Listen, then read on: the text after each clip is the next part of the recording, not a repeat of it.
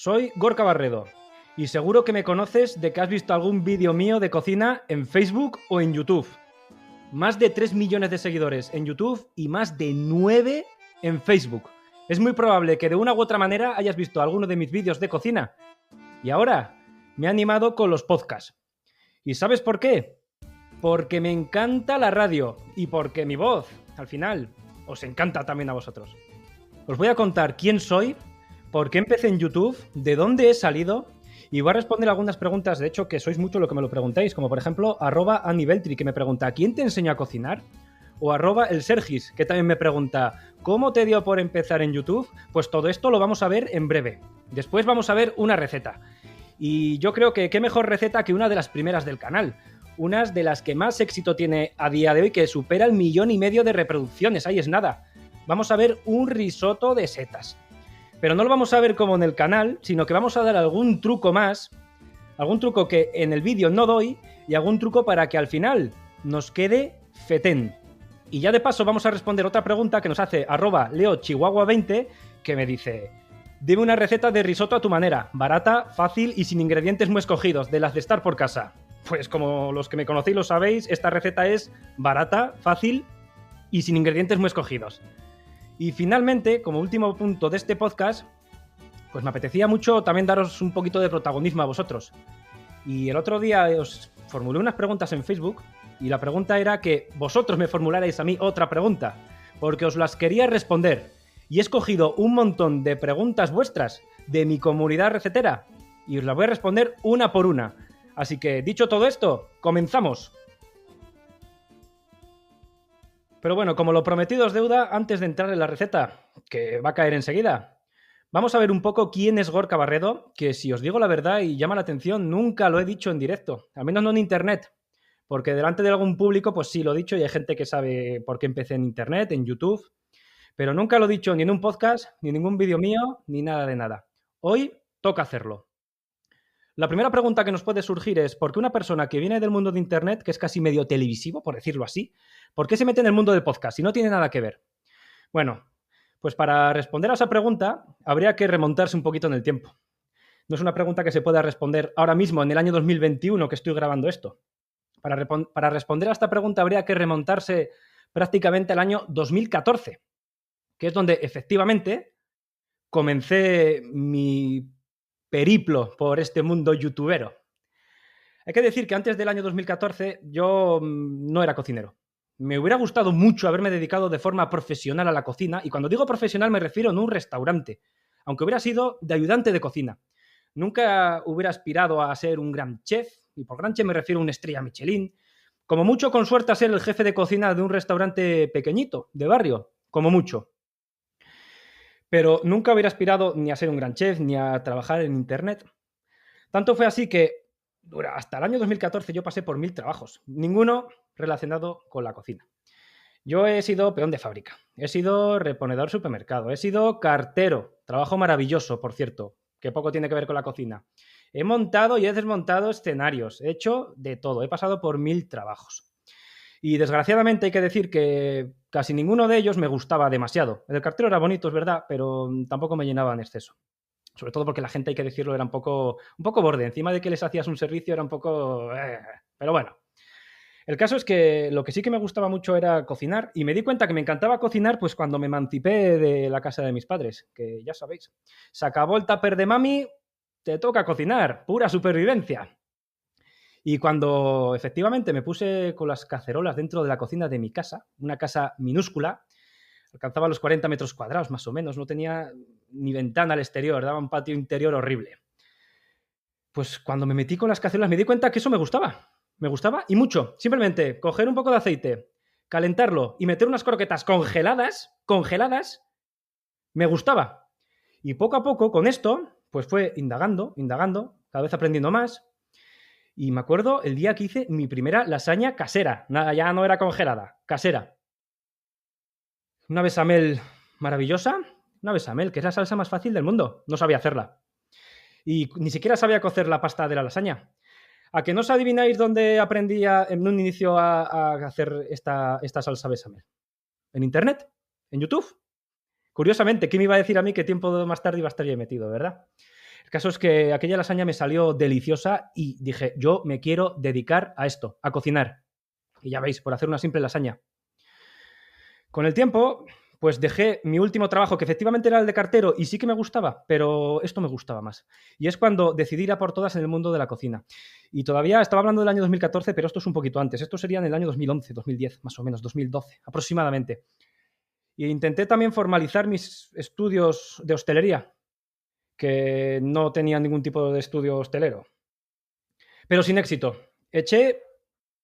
Me postulé para estudiar en Cantabria, en Asturias, en la propia Castilla-León, que yo por entonces vivía en Palencia. Aquí en Vitoria, que yo soy vitoriano y ahora mismo vivo en Vitoria, pero aquí también eché. Durante 3 años seguidos eché en todos estos lugares. No me cogieron en ninguno. ¿Por qué no me cogieron? Bueno, no es culpa de nadie, simplemente por la crisis de 2008, lo habitual, pues todo el mundo estaba en el paro. ¿Y qué pasa cuando la gente está en el paro? Pues que tira por la educación. La demanda era tan alta que todos no podíamos estudiar. Éramos 20 personas las que postulábamos nuestra candidatura para estudiar y solamente cogían a 20 y éramos 100. Entonces, pues ahí estaba el problema. Así que como pasaban los años y nadie me contrataba porque no tenía estudios de hostelería y no tenía experiencia en hostelería, pues ahora sí que sí, en el año 2014, y aquí es donde viene lo interesante, ¿eh? Un buen amigo mío me dice, oye, Gorka, ¿por qué no haces primero, me dice, una página web donde muestras tus recetas de cocina? Las subes, las escribes y luego haces currículum con ellas. Es decir, lo incluyes en tu currículum y así el futuro restaurador, si te quiere contratar, que lo vea y que por lo menos vea que sabes cocinar algo. Y en un principio, pues ya sabéis cómo es esto. Parece una tontería. No. Dice, este está loco, ¿no? Pero como no tenía nada mejor que hacer, salvo que practicar mucha cocina en mi casa, que es lo que hacía, practicar y practicar y practicar, es decir, autodidacta. Pero como aparte de eso no tenía mucho mejor que hacer, pues sí, efectivamente lo hice. Aprovechaba a hacer recetas, aprendía a hacer esas recetas y de paso las escribía. Y las incluía en el currículum. Y quieras que no, pues alguna entrevista de trabajo ya me dio eso. Pero me siguió sin dar ningún trabajo como tal. Ningún hostelero me quiso contratar. Y ya más tarde, unos meses más tarde, otro muy buen amigo mío me dijo, y aquí es donde entra YouTube, me dijo, Gorka, ¿y por qué no te haces un canal de estos para el YouTube ese? Me decía, ¿no? Para el YouTube ese, él ni lo conocía, yo apenas tampoco demasiado. Me decía, para el YouTube ese, que he leído el otro día, leí una revista que a la gente le gusta mucho esto de los vídeos caseros, que hagas un vídeo casero así de cocina, tal. Oye, pues grábate y lo pones también y a lo mejor tienes suerte. Y bueno, pues sí, 7 años más tarde aquí estamos, ¿no? Con 3 millones de seguidores. Entonces, ese es un poco mis inicios en Internet, en YouTube. Un poco casualidad. Y yo creo que la mayoría de la gente, sobre todo por entonces, porque a día de hoy a lo mejor no tanto, ¿no? En el año 2021, pero en el año 2010, 2015, por ahí, la gente que te diga por qué empezaste en YouTube, muchos de ellos te van a decir que por pura casualidad. Y en mi caso es por pura casualidad. A día de hoy, simplemente estoy haciendo vídeos para YouTube, estamos haciendo también para la página web. Estoy haciendo un podcast porque gracias a esto, además, he descubierto que me encanta la comunicación y me ha ayudado un montón a comunicarme porque yo era el tío más introvertido del mundo, que siempre lo he dicho como casi que era enfermizo, era extremadamente tímido y me ha venido, y perdón por la palabra, ¿vale? Pero lo voy a decir, no me gusta decir tacos, pero me ha venido de puta madre para soltarme en la vida y por eso esto es una de las mejores cosas que me ha pasado en la vida.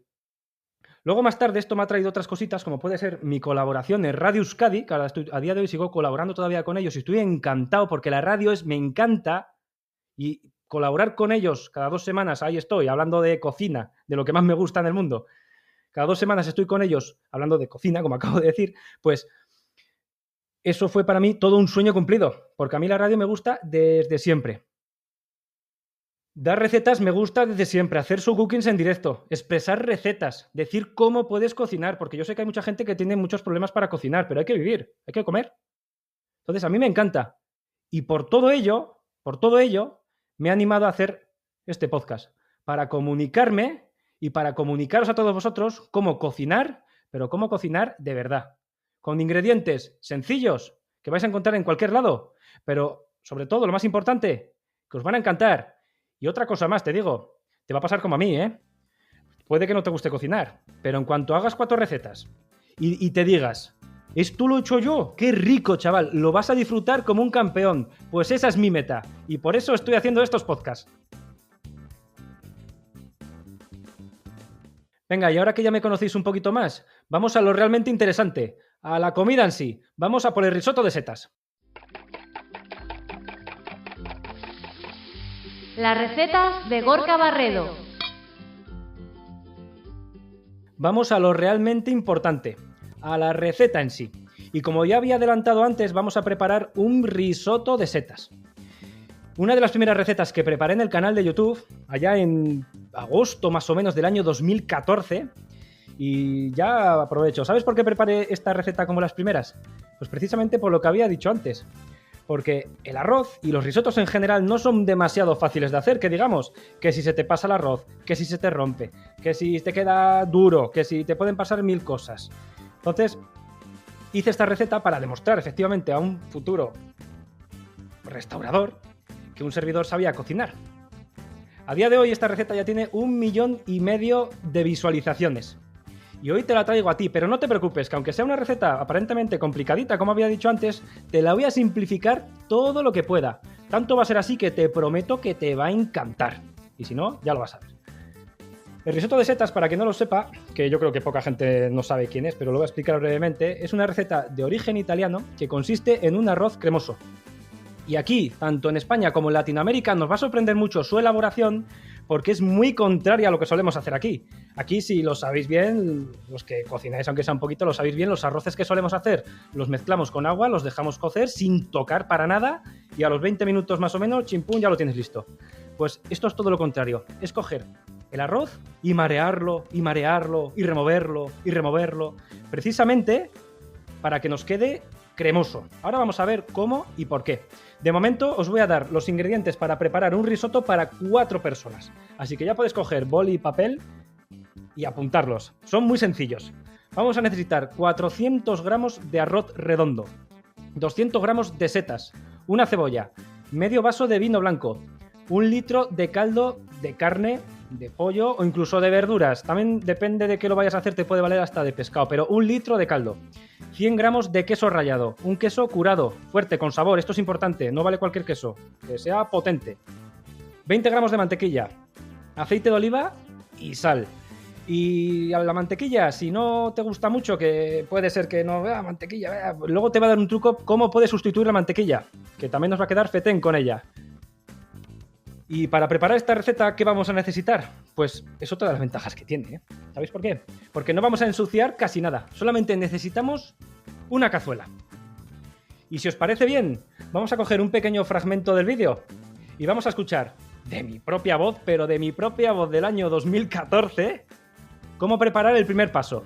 Lo primero que necesitamos para esta receta es una cebolla. ¿Lo escuchamos? Comenzamos picando una cebolla. Ponemos a calentar a fuego suave un chorrito de aceite de oliva y añadimos la cebolla ya picada. Añadimos un poquito de sal para que la cebolla sude y se cocine antes y seguimos removiendo con una cuchara de palo. Bueno, lo primero hay que decir que sí, esa voz es la mía, pero oye, también hay que entenderlo. Los inicios siempre son complicados y estamos hablando del año 2014. Así que, bueno, no me lo tengáis muy en cuenta, ¿no? Pero bueno. Ahora, yendo al meollo en sí. Es posible que a muchos de vosotros, a otros tantos quizás no, os sorprenda esto de que este arroz lleve cebolla. Porque, joder, que si la cebolla endulza el arroz, que si lo ablanda en exceso, que si patatín. Bueno, a ver. Un risotto sin cebolla, pues en Italia no lo conciben. Le va a dar un toque dulce, muy interesante a este risotto, que va a ser ambrosía de los dioses griegos. Y además, como enseguida lo vamos a ver, también va a llevar un chorrito de vino, no me quiero adelantar mucho, pero lo diré, va a llevar un chorrito de vino blanco, pues le va a dar un toque así como agridulce, muy interesante. Entonces es indispensable. Cebolla, pochar, solo 5 minutitos, como he dicho en el vídeo. ¿Por qué 5 minutos? En 5 minutos la cebolla no se nos cocina, ¿no? Pues no. Pero como van a venir más ingredientes, pues tenemos que terminar de cocinarla junto con el siguiente ingrediente, que lo escuchamos a continuación. Pasados unos 5 minutos, añadimos nuestras setas ya troceadas y limpias. 5 minutos después, cuando la cebolla y las setas ya estén bien blandas, añadimos también el arroz y lo sofreímos durante 1 minuto más. Removemos continuamente con la cuchara de palo. Bueno, pues por eso era importante que la cebolla solamente se cocinara 5 minutos, porque las setas tienen un tiempo de cocción muy inferior a la cebolla y así se nos cocina toda la vez. Si echamos las setas al principio, lo que nos va a pasar es que las setas se nos van a pasar de cocción y nos van a quedar chiquititas, chiquititas. Entonces, con 5 minutos por un lado de cebolla y con 5 minutos de cocción por las setas, suficiente. Después, como ya había dicho en el vídeo, agregamos el arroz y lo volvemos a mezclar todo para que se sofría correctamente. Y ya de paso que el arroz, ya sabemos cómo es el arroz, ¿verdad? Es poroso y absorbe todos los sabores. Pues que coja un poquito el sabor de la cebolla, el sabor de la setita, también los juguitos que haya soltado en el aceite que habíamos echado al principio, que lo absorba. Un minuto de cocción, que haya intercambio de sabores y suficiente. Y muchos de vosotros a lo mejor os estáis preguntando, ¿qué tipo de setas echamos? ¿Vale cualquier seta? Pues francamente, mientras sea comestible, que eso es importante, pues sí. Una boletus quizás sería lo ideal, pero vale cualquiera que os guste. Incluso champiñones, perfectamente. Eso sí, cortados pequeñitos, no los echéis enteros. Yo que soy vasco, los perrechicos. Le echas perrechicos a esto y flipas en colores. Muchos aquí, además, no solamente en el País Vasco, sino en todo el norte de España, que tenemos esa cultura de ir a buscar nuestras setitas y tal, pues esas setitas que te vas a encontrar en el campo, pues para adentro. Le da un toque fetén. Así que setitas, las que más te gusten. ¿Qué tipo de arroz le viene mejor a esta receta? Pues mira, si lo quieres petar, el arroz se llama arborio. Es como de árbol, ¿no? Arborio. Es un arroz de origen italiano, tiene denominación de origen y tiene la peculiaridad de que es un grano relativamente grande y lo más importante, que suelta mucho almidón. Y esto es lo interesante. ¿Por qué? Pues porque este almidón es el que después va a soltarse en la receta y va a hacer que el risotto nos quede cremoso, cremoso. Tan cremoso que va a parecer que tiene hasta natita y todo, pero no tiene nada. Simplemente es el almidón de este arroz.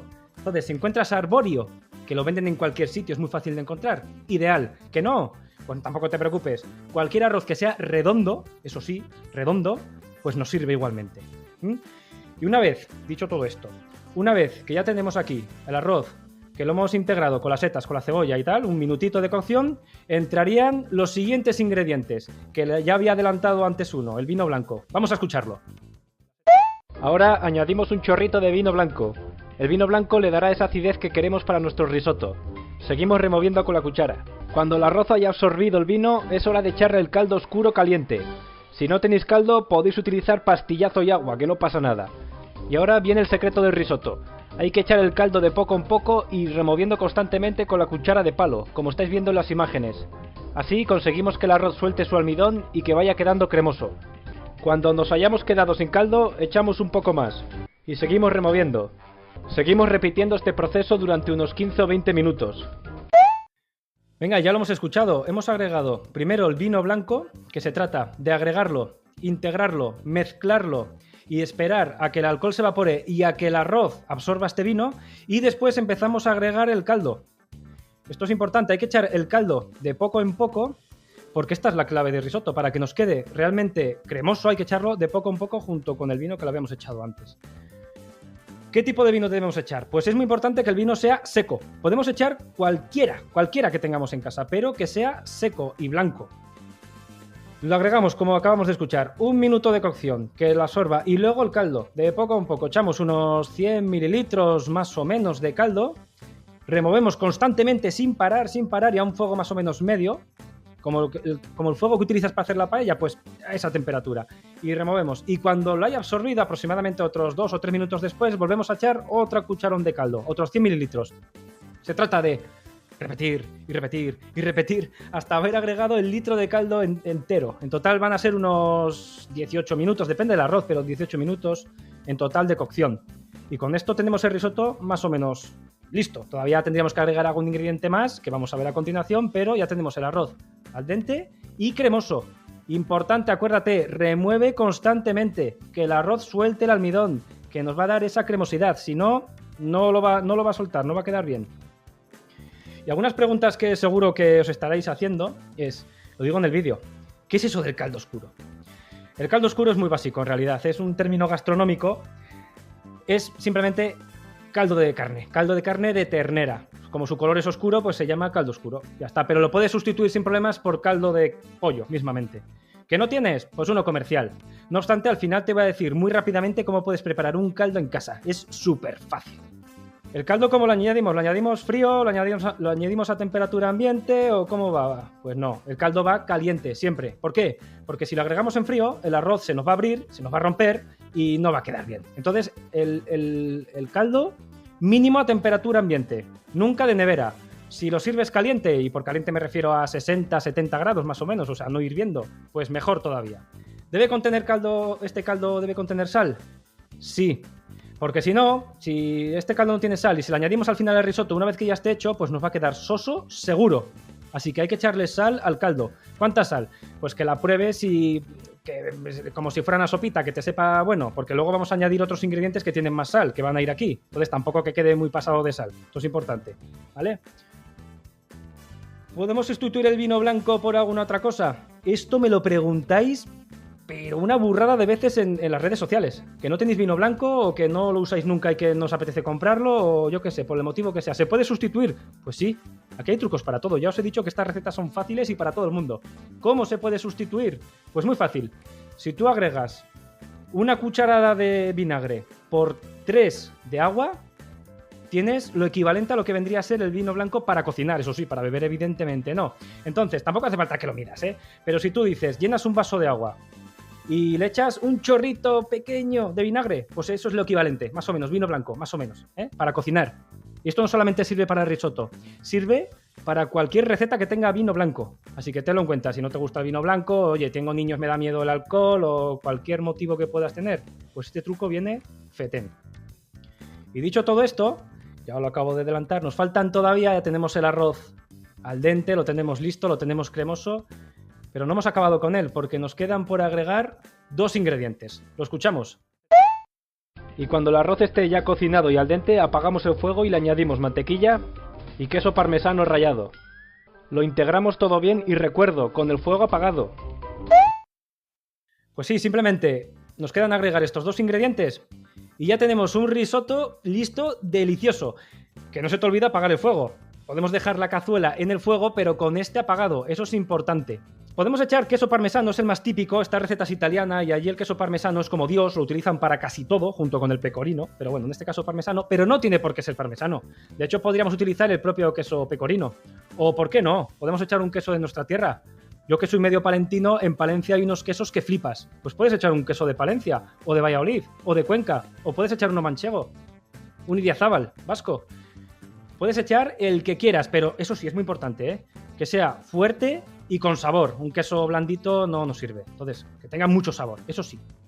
Y luego, no sé, ¿qué pasa la mantequilla? Que a lo mejor, ¿no? Lo había adelantado antes, que no te gusta la mantequilla. Pues mira, en vez de mantequilla, habíamos dicho 20 gramos de mantequilla, ¿te acuerdas, no? Pues en vez de mantequilla le podemos echar un poquito de aceite de oliva, en crudo. Lo hacemos más nuestro y sustituimos esas grasas saturadas que tiene la mantequilla por aceite de oliva. ¿Cuánta cantidad? Bueno, a ver, la cantidad aquí es muy relativa. Es decir, si no tienen por qué ser ni 20 gramos, ni siquiera 30, ni 15. Esto es un poco al gusto. A mí me gusta un poco más con ese saborcito tan característico que le da tanto el aceite como la mantequilla. Pues puedes echar un poquito más o un poquito menos. Eso va al gusto, ¿eh? Pero lo ves. Eso se ve.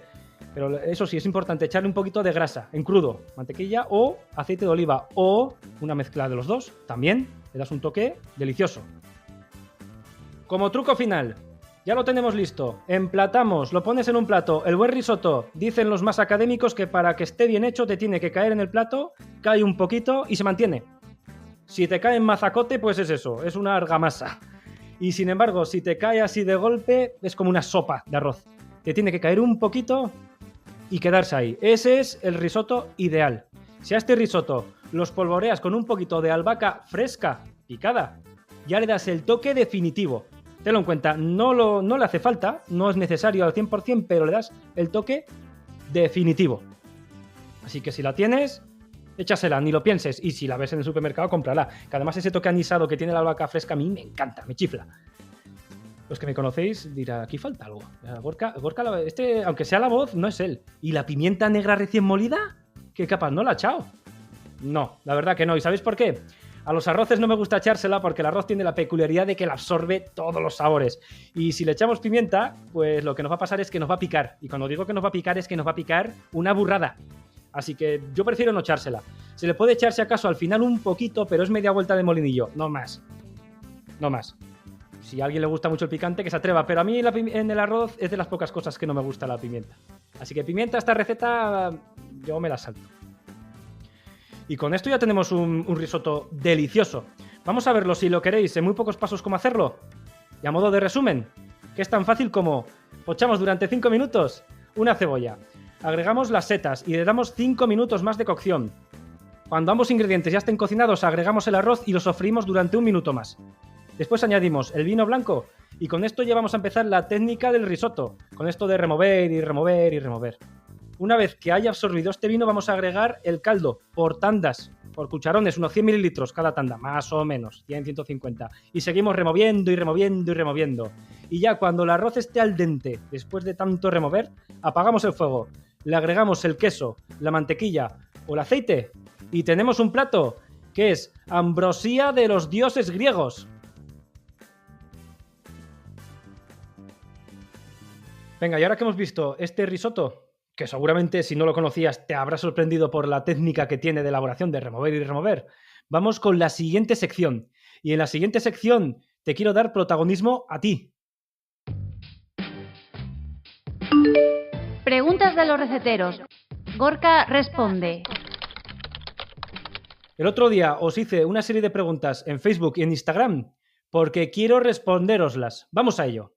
Sara Ruiz me pregunta, me encanta el carisma que desprendes. ¿Has estudiado algún curso de oratoria o de habla en público? Pues mira, la verdad es que no. De hecho, ya lo he dicho antes, lo he adelantado, que soy muy tímido. Lo he sido siempre y realmente, y aunque no lo parezca, lo sigo siendo, de verdad.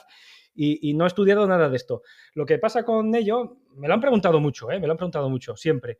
Lo que pasa con ello, y yo creo que lo que ocurre es que cuando te gusta algo, y a mí la cocina me entusiasma y me encanta, pues que precisamente es lo que pasa, que derrochas entusiasmo por todos lados y que parece que, pues eso, que tienes un carisma del copón, ¿no? Pero simplemente es eso, que disfruto muchísimo de lo que trabajo. Y cuando disfrutas de algo, se nota. David me dice, ¿por qué se me pega siempre el arroz? Pues muy adecuada esta pregunta para un risotto. Pues mira, David, no creo que en el risotto se te pegue, porque como hay que estar removiendo y removiendo y removiendo es difícil, pero por ejemplo, para una paella, que seguro que tu pregunta va enfocada a esto, pues se me ocurren 2 razones. Una de ellas es o que la cocines a fuego muy fuerte, o la otra, que yo creo que es más probable, es que el arroz tenga poco agua. Y ten cuidado con esto porque a veces el agua nos engaña. El agua a veces se queda a la superficie del arroz, pero el fondo está seco y está en contacto con el calor y entonces se pega. Entonces hay que tener un poco en cuenta esto, fíjate bien, pero yo creo que van por ahí los tiros. Lili Villagras Sosa. Hola Gorka, un gusto saludarte. Me gustaría saber si tus recetas son inventos o creaciones tuyas, o son recetas que vas modificando. Gracias y abrazos desde Barcelona. Bueno, pues a ver, un risotto al final es un risotto y es una receta de origen italiano y se hace así y ya está. Entonces, más o menos, es un híbrido entre los dos. Yo generalmente no intento replicar una receta por muy purista que sea y por muy original que sea. Le intento dar mi toque. Y un ejemplo es unas albóndigas que tengo subidas en el canal, que yo sé que os encantan porque siempre me habláis de las albóndigas. Y esas albóndigas solamente son de Gorka Barredo. No te vas a encontrar en internet otras albóndigas igual. Así que digamos que son recetas más o menos tradicionales, pero siempre tienen mi toque, siempre. Lumari. Hola Gorka, eres el vasco más salado que conozco. Aquí va mi pregunta. Como sé que en tus ratos libres eres corredor, cuando vas a correr largas distancias, ¿qué platos preparas antes para mejorar el rendimiento y después de la carrera para una rápida recuperación? Un abrazo desde Viena de esta malagueña que te admira. Pues siempre hidratos. Seguramente, Lumari, si tú haces deporte, siempre te habrán dicho que hidratos de carbono, pero no vale cualquier hidrato. Generalmente nos suelen decir que para hacer deporte nos vienen muy bien los hidratos que tengan alto contenido en fibra, como puede ser la pasta o el arroz integrales. Cuando vamos a competir, lo integral hay que desecharlo, porque la fibra, si no, después se nos hace como una especie de bolita en el estómago y cuando estás compitiendo tienes esa bolita ahí que te puede fastidiar toda la carrera. Estás 3, 4 meses entrenando para que después, por algo tan tonto como esto, pierdas toda la carrera. Entonces, aliméntate a hidratos durante los 2, 3 días previos a la carrera, pero los blancos, los refinados, nos sientan mejor, de rápida absorción. Y después de la carrera, pues lo mejor suelen ser las proteínas mezcladas con hidratos de carbono. Yo suelo hacer generalmente una parte de proteína por 3 de hidratos. Y a mí me va muy bien, esto ya es muy personal, pero a mí me va muy bien la leche a secas, sin más. Cuando quiero recuperar rápido le echo un poquito de azúcar, a veces unas galletitas y ya está. Entonces esto es lo que yo suelo utilizar y a mí me va muy bien. Pero también es verdad que esto lo mejor que puedes hacer es entrenarlo en tus carreras, en tus entrenamientos diarios. Javier Sánchez Quesada me dice, Gorka, ¿Qué plan de entrenamiento seguiste para ponerte en forma con el running? Has pegado un buen cambio físico, que seguro zapatilla de la buena le diste. Sí, para quien no lo sepa, hace unos 4 o 5 años yo llegué a pesar casi 100 kilazos y a día de hoy peso 70. Entonces por eso me dicen que he bajado mucho.